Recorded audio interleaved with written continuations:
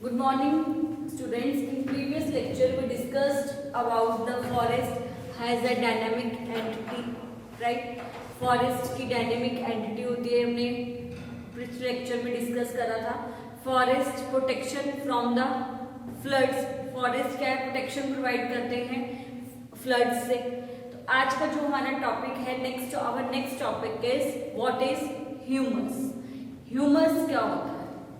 अब आपको पता है कि ह्यूमस एक सॉइल में जो डार्क कलर का पार्टिकल्स प्रेजेंट होता है वो क्या होता है?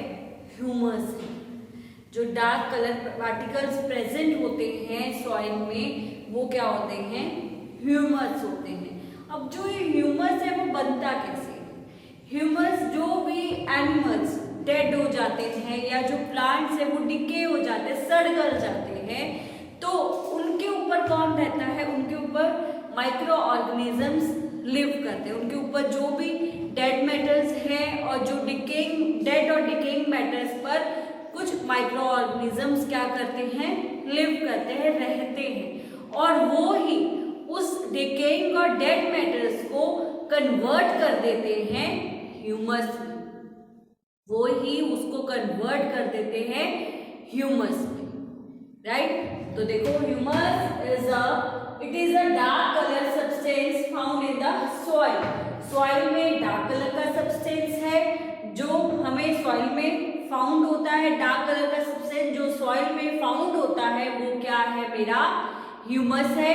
ह्यूमस बनता कैसे है? From dead and decaying matters से ह्यूमस बनता है. क्लियर?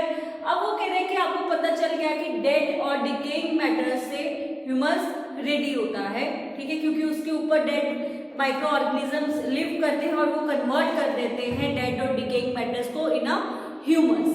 फिर वो कहते हैं what is a decomposer. Decomposers क्या होते हैं?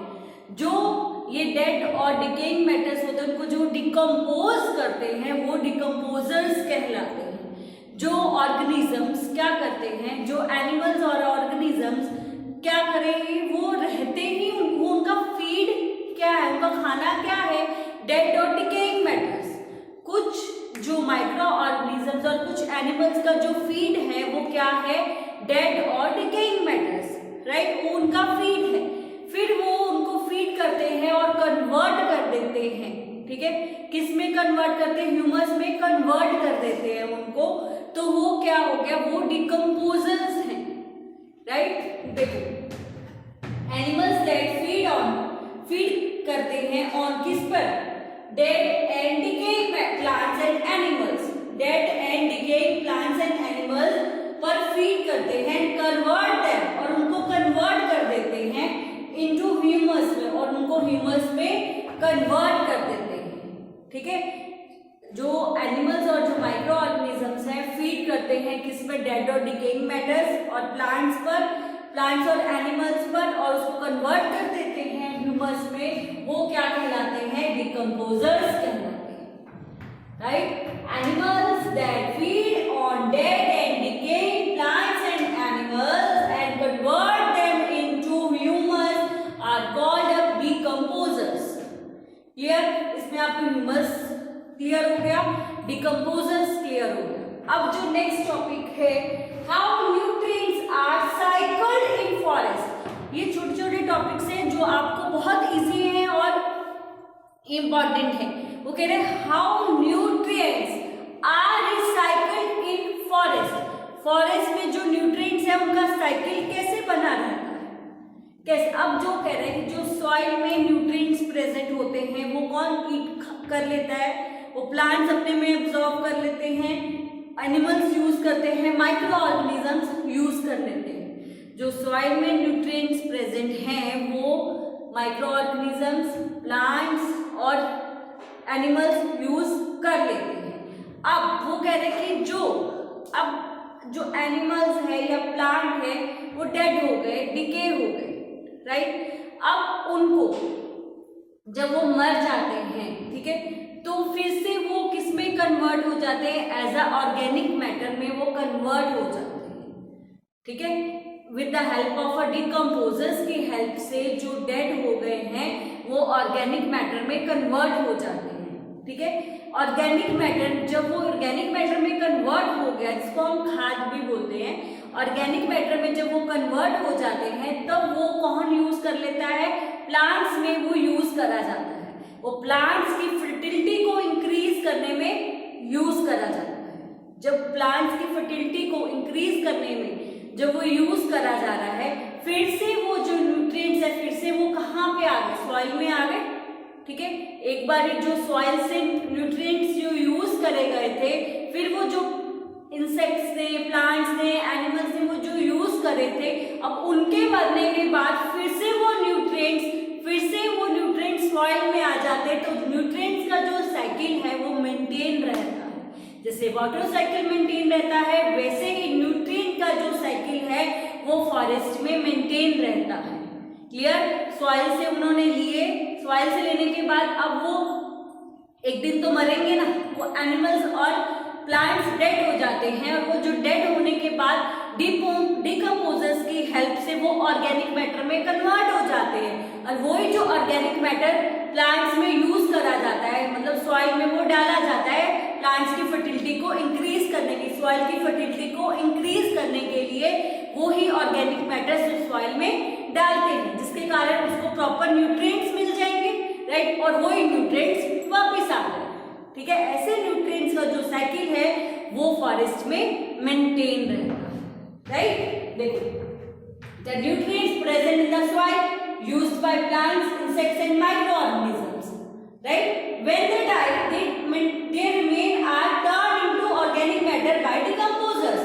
अब जो उनके डेड होने के बाद उनका डिकम्पोजर्स की हेल्प से वो कन्वर्ट हो जाते हैं ऑर्गेनिक मैटर में। ऑर्गेनिक मैटर में कन्वर्ट होने के बाद फिर से सॉइल में चले जाते हैं, और फिर से वो क्या है, साइकिल मेंटेन रहता है। क्लियर? अब नेक्स्ट टॉपिक है हाउ फॉरेस्ट प्रिवेंट पॉल्यूशन। अब जो फॉरेस्ट है वो पोल्यूशन से कैसे प्रिवेंट करता है, how forest prevent from a pollution. जो फॉरेस्ट है वो पोल्यूशन से हमें कैसे प्रिवेंशन प्रोवाइड करता है। अब आपको पता है फॉरेस्ट में क्या होता है, बहुत सारे प्लांट्स होते हैं, बहुत सारे प्लांट्स होने की वजह से वहाँ का जो एयर होगा वो बहुत क्लीन होगा, वो विदाउट पॉल्यूटेड होगा, वो आसपास के एरिया जो एयर है वो विदाउट पॉल्यूटेड है, क्योंकि उसमें ऑक्सीजन सबसे ज्यादा प्रेजेंट है, क्योंकि वहाँ पे प्लांट्स हैं, ठीक है। प्लांट्स क्या छोड़ रही है, ऑक्सीजन को छोड़ रही है, कार्बन डाइऑक्साइड को ले रहे हैं, जिसके साथ साथ वहाँ का जो एयर है वो बहुत क्लीन है, वहाँ के आसपास के एरिया का जो एयर है वो बहुत क्लीन है, वो विदाउट पॉल्यूटेड है, ठीक है। इसलिए वो जो आसपास का जो एरिया है वो फ्रेश है और क्लीन है और विदाउट पॉल्यूटेड है, क्योंकि फॉरेस्ट की वजह से ही है ना, फॉरेस्ट में ही प्लांट्स हैं, राइट। अब इसमें ये क्या है, ज्यादा डस्ट को भी फ्लो अवे नहीं होने देता, ये डस्ट को भी ज्यादा उड़ने नहीं देता। क्लियर? फिर वो कह रहा है कि इसमें डस्ट का भी फ्लो अवे नहीं हो रहा है। अब वो जो प्लांट्स हैं, प्लांट्स में के कारण वहाँ का जो एटमॉस्फेयर है, वहाँ का जो एरिया है वो बहुत कूल रहता है। क्यों कूल रहता है? क्योंकि वहाँ पे बारिश, रेनफॉल होती रहती है, जिसके कारण वहाँ का एरिया कूल और फ्रेश रहता है। फॉरेस्ट के आसपास का जो एरिया है वो कूल और फ्रेश रहता है, क्योंकि वहाँ पे रेनफॉल कंटिन्यूशन में होती रहती है, टाइम बाय टाइम होती रहती है, जिसके कारण एरिया कूल है। क्लियर? फिर वो कह रहे हैं कि जो प्लांट्स हैं, जो ट्रीज हैं, जो वॉइस को, लाउड को अपने के अंदर क्या कर लेते हैं, एब्जॉर्ब कर लेते हैं, जिसके कारण नॉइस पोल्यूशन नहीं होता। आसपास जो क्या है, नॉइस पोल्यूशन नहीं होगा, एयर पोल्यूशन भी नहीं होगा और नॉइस पोल्यूशन नहीं होगा, जिसके कारण जो फॉरेस्ट है वो प्रिजर्व करते हैं हमें पोल्यूशन से। इसके कारण कहते हैं हाउ फॉरेस्ट प्रिवेंट पोल्यूशन, ये उसका रीजन था, कैसे वो प्रिवेंट करते हैं पोल्यूशन से, क्योंकि वहां पे क्या है, मेन रीजन ही क्या है, वहां पे प्लांट्स है, प्लांट्स ही लाउड को ऑब्जॉर्व करते हैं, प्लांट्स ही एयर को क्लीन करते हैं, इसके कारण पोल्यूशन से प्रिवेंशन मिल रही है। क्लियर? ये था पोल्यूशन से कैसे प्रिवेंशन मिल रही है, ये टॉपिक क्लियर हुआ। अब वो कह रहे हैं कि how forest preserve the water cycle. अब जो फॉरेस्ट है वो कैसे वाटर साइकिल को प्रिजर्व करके रखता है, वाटर साइकिल कैसे मेंटेन करके रखता है, कैसे? अब आपको पता है वाटर साइकिल में इवेपोरेशन होता है, कंडेंसेशन होता है, जिसके कारण हमारे अर्थ का वाटर साइकिल मेंटेन रहता है। क्लियर? पर फॉरेस्ट कैसे हेल्प करेगा? फॉरेस्ट में क्या है? प्लांट्स है, राइट? आपको पता होगा प्लांट्स ट्रांसपीरेशन का प्रोसेस करते हैं। लीव में ट्रांसपीरेशन का प्रोसेस होता है। कैसे? जो एक्सेस वाटर होता है लीव्स के थ्रू वेपर के फॉर्म में वो पानी बाहर निकल जाता है, मतलब वो वाटर वेपर कर रहे हैं, ट्रांसपीरेशन में वाटर वेपर हो रहा है। अब जो वाटर वेपर हो रहा है जब वो इकट्ठे हो जाते हैं, कंडेंस हो जाते हैं, तो क्या होता है? क्लाउड फॉर्म होता है। जब क्लाउड का फॉर्मेशन होगा तो क्या होगा? रेनफॉल होगी। ठीक है? अब जो वाटर प्लांट्स ने यूज करा था अब वो वापस फिर क्या हो गया? हमारे अर्थ पर आ गया। अब जो वाटर रेनफॉल आ रही है वो अर्थ में सिप करते करते ग्राउंड में चली जाए। जब वो ग्राउंड में सिप करते जा रहा है तो जो हमारे वाटर टेबल है वो मेंटेन रहेगा उस ग्राउंड का। फॉरेस्ट के आसपास का जो एरिया है उसके ग्राउंड का जो वाटर टेबल है वो मेंटेन रहेगा, क्योंकि वाटर नीचे चला गया है और वही वाटर जो यूज करा था प्लांट्स ने वो फिर से क्या हो गया? वापस आ गया। इसीलिए जो फॉरेस्ट क्या करते हैं? वाटर साइकिल को भी प्रिजर्व करके रखते हैं, वाटर साइकिल को मेंटेन करके रखते हैं। क्लियर? यही उसके रीजंस थे। जो मेरा आज का टॉपिक है वो मैंने कवर अप करा है, ह्यूमस, डिकम्पोजर्स, फिर how nutrients are recycled in forest and how forest prevent pollution and how forest preserve the water cycle. Clear? आज का जो मेरा यहाँ पे टॉपिक है वो फिनिश्ड होता है। हम नेक्स्ट वीडियो में शुरू करेंगे। ओके? आज का यहाँ पे फिनिश्ड।